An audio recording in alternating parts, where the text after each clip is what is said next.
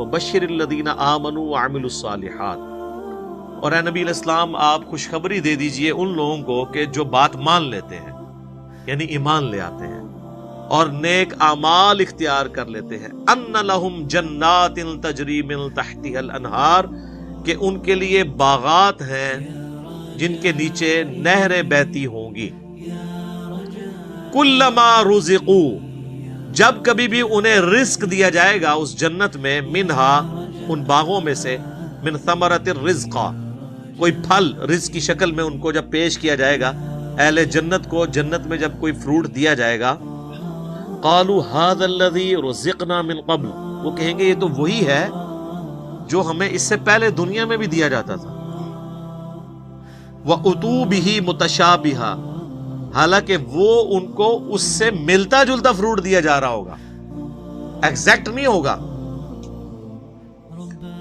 ملتا جلتا اس لیے دیا جائے گا کہ انسان کی ایک نیچر ہے۔ دنیا میں بھی آپ دیکھ لیں، آپ کسی دسترخوان پہ بیٹھے ہوں تو سب سے پہلے اس چیز کو ہاتھ ڈالتے ہیں جس کے ساتھ آپ مانوس ہو۔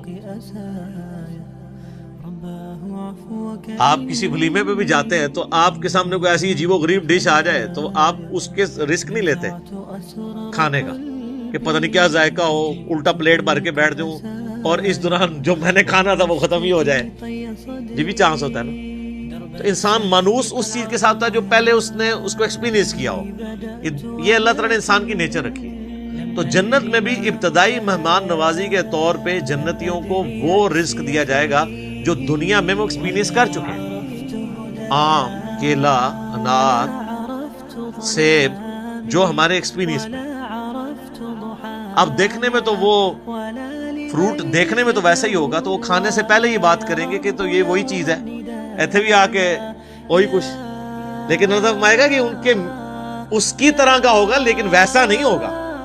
اب انور اٹور کا ذائقہ اور ایک دیسی آم کا ذائقہ برابر ہو سکتا ہے؟ دیکھنے میں تو دونوں ایک جتنے ہوتے ہیں، شکل و صورت بھی ملتی جلتی ہوتی ہے، لیکن زمین آسمان کا فرق ہے ٹیسٹ میں۔ اسی طریقے سے چونسے کا ٹیسٹ ہو کہ کسی دوسرے آم کا، وہ برابر نہیں ہو سکتا۔ تو یہ تو دنیا میں ہی اللہ نے اتنا فرق رکھا ہوا ہے، تو آخرت میں جو آم دیا جائے گا وہ دنیا والا آم نہیں ہوگا، ہاں شکل و صورت میں ضرور ملتا جلتا ہوگا، لیکن اس آم کی تو کیا بات ہے۔ اللہ تعالیٰ جنت میں ہمیں اپنے محبوب صلی اللہ علیہ وآلہ وسلم کا پڑوس نصیب فرمائے، آمین۔ وَلَهُمْ فِيهَا أَزْوَاجٌ مُطَهَّرَةٌ، اور وہاں پہ ہوں گی ان کے لیے پاکیزہ بیویاں۔ پاکیزہ بیویاں دنیا کی بیویاں بھی اور جنتی حوریں بھی، وہ آگے چل کے ذکر آ جائے گا اس حوالے سے۔ اچھا، جنت میں جتنی بھی نعمتیں ہیں نا، ان میں جو یعنی ڈومیننٹ نعمتیں ہیں، ان کا کچھ نہ کچھ حصہ اللہ نے دنیا میں اس حوالے سے رکھا ہے کہ انسان اس نعمت کو ایکسپیرینس کر سکے، لیکن اس زمین آسمان کا فرق ہے، لیکن کسی درجے میں ایکسپیرینس کروایا گیا، اور ایکسپیرینس کروایا گیا ہے تو تبھی ان چیزوں میں اٹریکشن ہے۔ اگر اٹریکشن نہیں ہوگی تو اس کے لیے تگ و دو کون کرے گا؟ تو اسی طریقے سے یعنی جو ایک اللہ تعالیٰ نے سیکس کا جذبہ رکھا ہے انسان کے اندر، اس کا ایکسپیرینس دنیا میں کسی فارم میں کروایا تبھی جنت کی حوروں کا لالچ دیا جا سکتا ہے۔ اور اسی طریقے سے جو فروٹ ہے اس کا ذائقہ دنیا میں رکھا ہے، جبھی جنت کی فروٹ کا آپ کو لالچ دیا جا سکتا ہے۔ باقی تو بخاری مسلم میں حدیث ہے کہ اللہ تعالیٰ نے جنت میں وہ نعمتیں تیار کر رکھی ہیں جو نہ کسی آنکھ نے دیکھی، نہ کسی کان نے سنی، نہ کبھی کسی کے دل پہ بھی اس کا گمان ہوا، وہ تو ان امیجنیبل۔ یہ صرف متشابہات ہیں، چیزیں ملتی جلتی چیزیں دنیا میں، صرف بات سمجھانے کے لیے۔ اور دنیا کی نعمتیں تو فنا ہونے والی ہیں، لیکن ان نعمتوں کے ساتھ آ رہا ہے وَهُمْ فِيهَا خَالِدُونَ، وہ رہیں گے ہمیشہ ہمیشہ اس کے اندر، نہ ختم ہونے والی نعمتیں۔ اچھا، دنیا میں کوئی بڑے سے بڑی بھی نعمت ہے نا، وہ اچھی انسان کو لگتی ہے، لیکن جیسے ہی اس کے چھوٹ جانے کا خیال آتا ہے تو دل کے اوپر غم کا غلبہ ہو جاتا ہے، اور جنت میں غم نہیں ہے، اس لیے جنت میں ہمیشہ کی نعمت ہے۔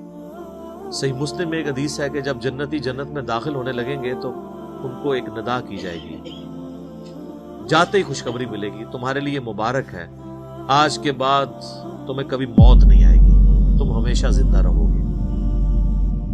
آج کے بعد تمہیں کبھی بدحالی نہیں آئے گی، تم ہمیشہ خوشحال رہو گے۔ آج کے بعد تمہیں کبھی بڑھاپا نہیں آئے گا، تم ہمیشہ جوان ہی رہو گے۔ اور آج کے بعد اللہ تم سے کبھی ناراض نہیں ہوگا، ہمیشہ راضی رہے گا۔ یعنی دنیا میں تو سب سے بڑی اہل ایمان کے لیے ٹینشن ہی یہی ہے نا کہ میں نے یہ کیا تو ناراض نہ ہو جائے۔ جنت وہ جگہ ہے جہاں کچھ بھی کر لیں اللہ ناراض نہیں ہوگا۔ ہر وہ چیز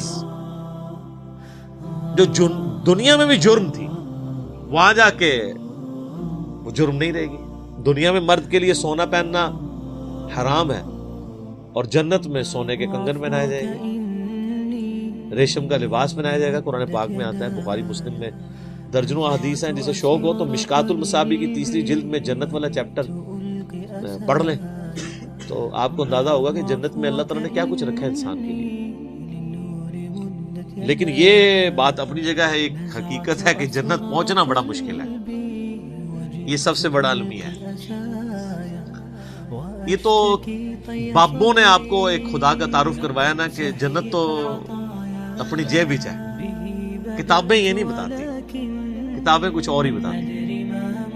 صحیح مسلم میں حدیث ہے کہ اللہ تعالیٰ نے جنت کو ناگوار چیزوں سے ڈھانپ رکھا ہے، یعنی جنت تک پہنچنے کے لیے کئی ناگوار چیزوں سے آپ کو گزرنا پڑے گا، پھر جنت آئے گی۔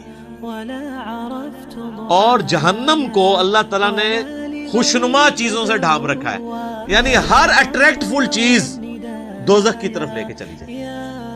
ناگواری تو ہے نا، یعنی روزانہ 5 وقت نماز پڑھنا دنیاوی طور پہ ایک تردد تو ہے، سردیوں میں وضو کرنا ایک تردد تو ہے، گرمیوں کے روزے رکھنا ایک تردد تو ہے، حلال اور حرام کا فرق کرنا ایک تردد تو ہے، اور دوسری طرف آپ جو اپنی مرضی کے مطابق کوئی بھی کام کرتے جائیں وہ سیدھا آپ کو دوزخ کی طرف لے جائے گا، جو آپ اپنی مرضی سے کریں گے۔ اور جو اللہ کی مرضی سے کرنا پڑتا ہے اس میں تردد تو ہے، ظاہر وہ نفس کے خلاف ہے۔ یہ مسلم شریف کی حدیث کمال حدیث ہے کہ جنت ناگوار چیزوں سے ڈھانپی ہوئی ہے اور جہنم خوشنما چیز۔ اس کی ایکسپلینیشن جامع ترمذی میں، سنن ابی داؤد میں، سنن نسائی اور ابن ماجہ میں ہے کہ جب اللہ تعالیٰ نے